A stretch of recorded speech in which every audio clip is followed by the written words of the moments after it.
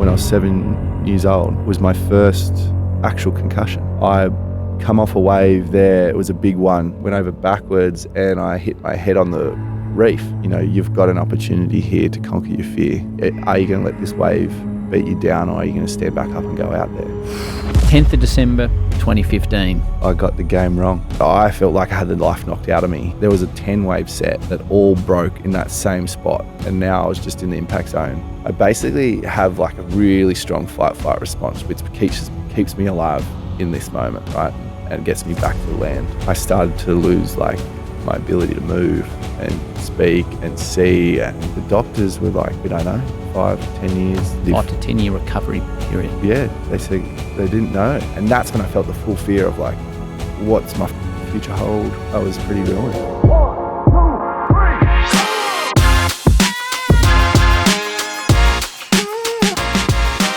So your first event back at Snapper. Yeah. And this is where Mick's talking about the start of the sporting comeback. Yeah. Well, let's not keep people in suspense. You won it. I won it, yeah. How the hell did you win it? I don't know. I still scratch my head to this day. I was very simple. Had a great coach, Glenn Micro Hall, who he put the time into understanding my brain. Obviously my dad, my support, Keita, my family. Rip Curl far out, man. Like they rolled out the carpet, Claw himself gave me his personal unit at Snapper Rocks. That's the man that formed Rip Curl we're talking about. Yeah. Now. Like I was looked after, man, like so well. And the support I had was incredible. And it basically let me rock up to that comp. Like with headphones on, with no music in them, with the blindfolds on, put a rash shirt on, get spoken 2 words to my coach at the time, which was stay on your feet, a few words, stay on your feet. And that's the simplicity of all I could pretty much take at that time. Like I'd barely surfed 2 times a week, let alone heats in a day. But the neurologist and my family was super nervous about this. And I don't think they all agreed. But my neurologist was assured that this was the way to get my life back. This was about regaining life. It wasn't about winning a world tour event and going to number 1 in the world in your very first event back. It was about doing an event, pulling you out and letting you recover. But you did win it. But I won. And I don't know how. It's like all these pathways were just there waiting to be unlocked. And heat by heat, it just kept unlocking. And yeah, I won. I still am shocked by it. It's like... Well, when I said I went through it on YouTube, that was my favourite part, watching the final versus Wilco. And again, like your book, I thought I'll just whip through here. You cost me a lot of time because I watched the whole thing. It's on YouTube. Yeah, right. Yeah. And to see you up the beach, but you sort of you move forward, and you talked about having to sleep sitting up. So you put your vest back on, or like you paddle back out at pipe for the first time. Yeah. Does the first wave come and you just go, or no? It doesn't go according to plan, man. I'm out there, but I'm like, I can barely move my neck, man. I haven't slept for weeks, and I can barely move. It's like I've got probably a few degrees to either side of my neck. Can't look up, which is impacting everything. But I knew I needed to be out there. And I just kind of freeze up, man. I get like a couple small points, maybe 2 and a 3. So this is in competition. People don't understand now. In competition, this is like, I'm coming 5th in the world at this stage. Yeah, first year back.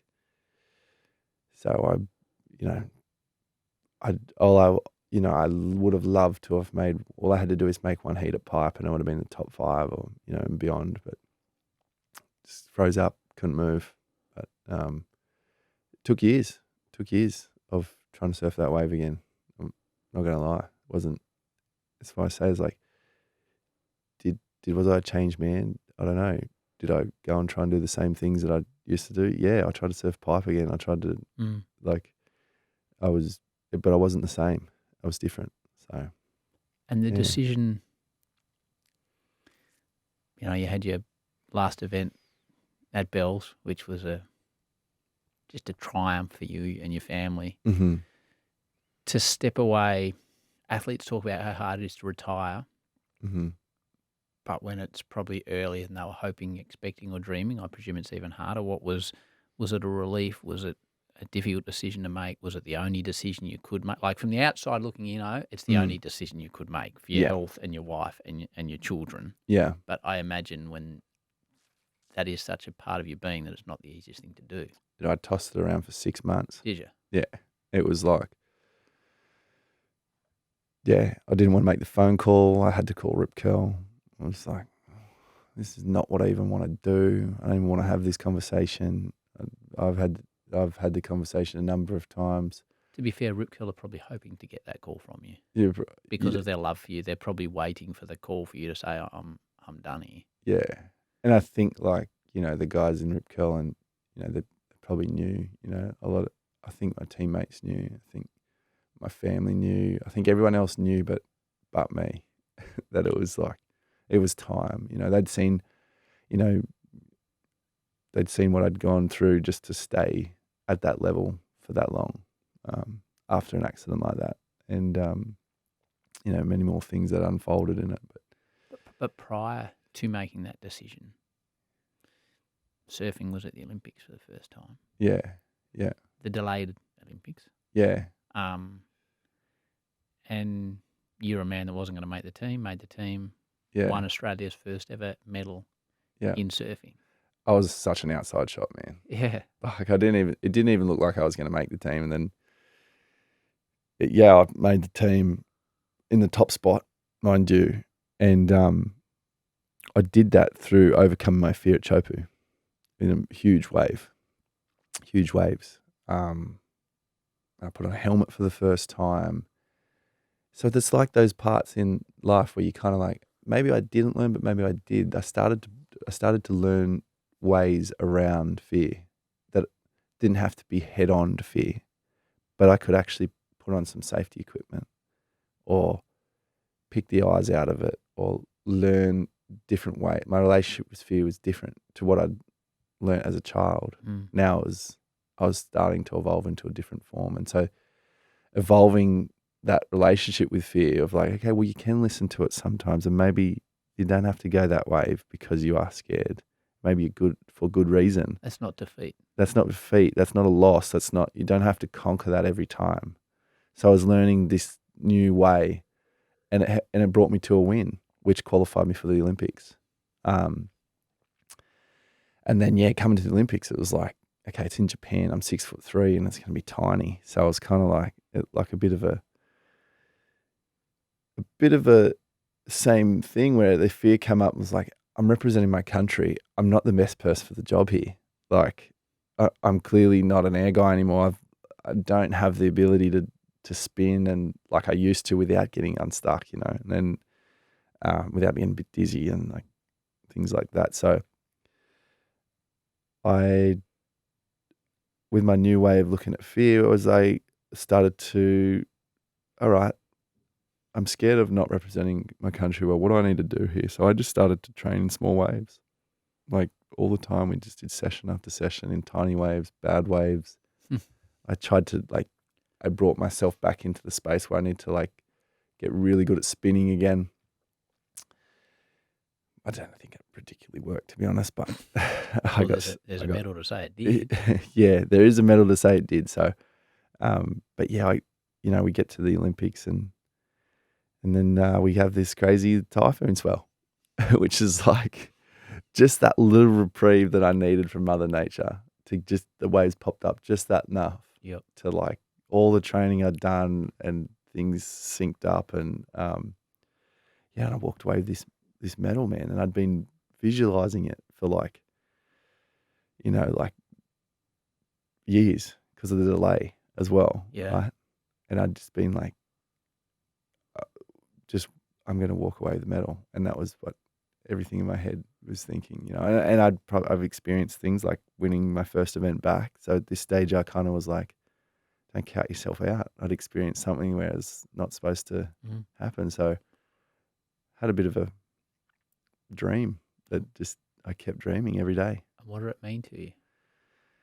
Mate, that to me, That's as mainstream as surfing has ever been. yeah. Because now it's a wider sport audience. They don't have to be watching J-Bay and Pipe and Bells. They're watching the Olympics, and they want to watch because they haven't seen surfing before. And then there's this big, tall Aussie dude with a medal around his neck. Yeah. To me, it was the pinnacle of my career. I had lots of great moments, but like for everything that was going on in my life and around that and my whole career, I felt like I'd led to that moment. I would have loved to have walked away with the gold, but that bronze medal felt like rose gold, man. It felt incredible to me. It felt like the moment where I was like, well done, and uh, the challenges and everything like that. It really did feel like a moment where my shoulders relaxed a little bit and went, yeah, well done, mate. Like a real instance of pride and being, proud to represent how I represented my country, my family, like my wife and the kids. And yeah, it became this thing that wasn't just like a world title. It was like, I can tell my kids I won an Olympic medal.